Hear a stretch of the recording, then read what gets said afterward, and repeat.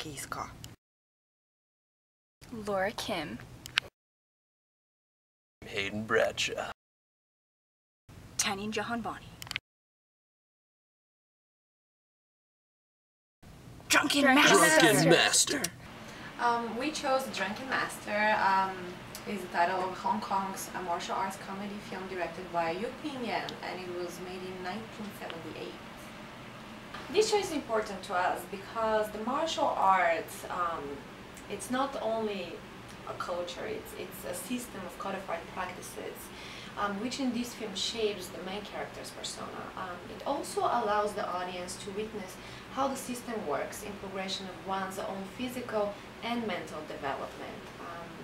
And the protagonist is none of the great but Jackie Chan. And in the character of the film, his name is Wong Fei-hung. And based in the storyline of the film, in the particular martial arts technique used in the film, we have decided that the best two topics to describe and fit into the analysis are the nature of the martial arts and comedy with parody. We do feel that they're interrelated, strongly interrelated, especially seeing the tradition and the culture of martial arts being combined and represented through comedy. Our protagonist has a jokester personality, always looking for the easy way out, and by doing so continues to dig his own grave. Oh, hey Tanyan, what are you doing? Oh, just reading this awesome book, but now that you've interrupted me, I'm going to take a minute to tell you about the topics that we're going to be talking about in our presentation. Right? Cool. Yeah? Let's hear it. Well, one of them is the nature of martial arts. In martial arts, it kind of really focuses on the individual, their discipline, their training, their growth as a human being, the growth of their character. You know, they really focus on human ability over technology. And while the individual is distinct from the group in martial arts mainly, the school that one which learns martial arts at becomes a sort of family for the student, and a strong sense of loyalty is really nurtured for the school and the teacher. Our other topic is parody and comedy. Parody and comedy films have been around as early as 1895 with the Lumiere brothers' The Gardener, The Sprinkler Sprinkled. Wow. It's pretty funny, check it out.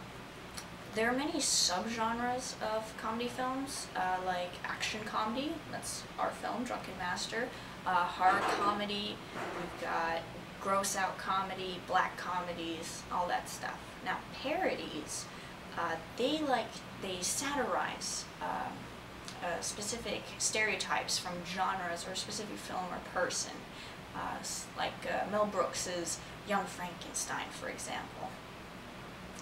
Well, that's our topics. Hey Hayden. Whoa. What's up? What are you doing? Just getting books. Oh. What else would I be doing? Why don't you tell us about the differences and similarities between the two topics? Okay, well, I researched, as you know, the similarities and differences between Chinese Connection and Drunken Master. Okay. As you can imagine, the two films did not have anything really in the way of similarities. Right. Like, come on, comedy and parody does not work very well with martial arts. This is a film of like epic, action-packed, masculine goodness, but that is not what we do. That's not what we have in comedies. That's like fluff entertainment right there.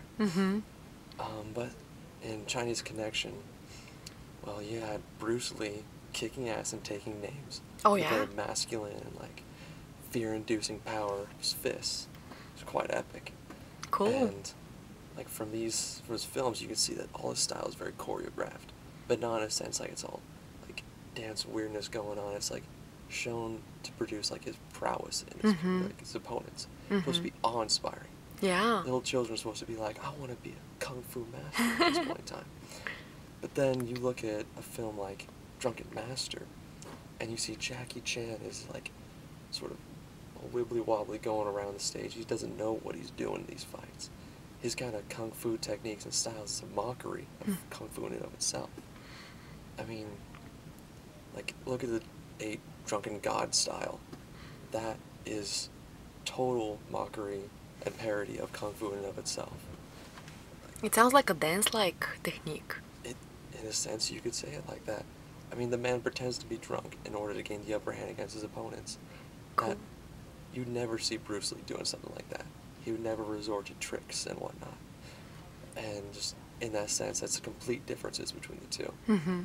But at the same time, they're slightly similar because both of these styles are used to show their prowess in fights and to beat the opponent. One does it more in an honorable way, the other one does it in like a very joking, comedic fashion, which emphasizes the style that Jackie Chan has in his films. Mm-hmm. He's always the sort of comedic, funny guy there who still tries to be that kung fu dude. And in both ways, they help out just individualizing both actors. And yeah, that's about it. Very interesting. Thanks, Hayden. You can keep going. Are you following me? Yeah. Stop. Okay, what is it gonna take for you to back off? I just want to, hear about your scene analysis for the presentation. Is that so bad? You won't let me go? No, come on. Okay, well, you're lucky then, because I have this in my bag. It's not memorized or anything, but, I'm really late. I need to go. No, come on, just the first part, Okay. Although the role of the martial arts teacher as the master is essential to one's understanding and growth as a martial artist, the student, Wong Fei Hung, Jackie Chan, is equally important in challenging himself. Our character is very important to the film and in representing the martial. Jackie Chan's development as a true martial arts master is depicted at the end of his journey when he realizes the importance of focusing on his goals. Okay, you know what? No, I can't do this. Go away. Oh, hey, Laura. Oh, hey, Smeen. You're following me still? Well, yeah, I need the end of your analysis, dude. Okay, then will you leave me alone? I promise. Alright. So at the beginning of our film, our character played by Jackie Chan picks fights that are in, but he ends up losing every single time. Because of this, his father sends him off to Beggar So after he loses a fight with his aunt and is humiliated in front of his friends. So when he's sent off to Beggar So, he doesn't want to be in training at all. He doesn't respect him, and he ends up running away, only to encounter Thunderleg. At Thunderleg's house, he ends up losing to Thunderleg, and he finally realizes that he does need the training from Beggar So. This is shown through many flashbacks which really emphasize the embarrassment felt by him after this defeat.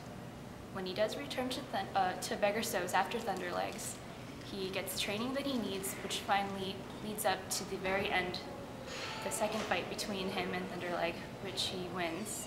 And because of this, he does become the master of the Drunken Gods technique. In conclusion, The Drunken Master effectively combines martial arts and comedy. It shows that one can achieve the same results as in a serious martial arts film, but this time through comedy. This comedy allows the audience to connect to the protagonist, whereas in other serious martial arts films, we glorify the star. The Drunken Master opens up another door for us to view martial arts and how they are presented in these days' industry.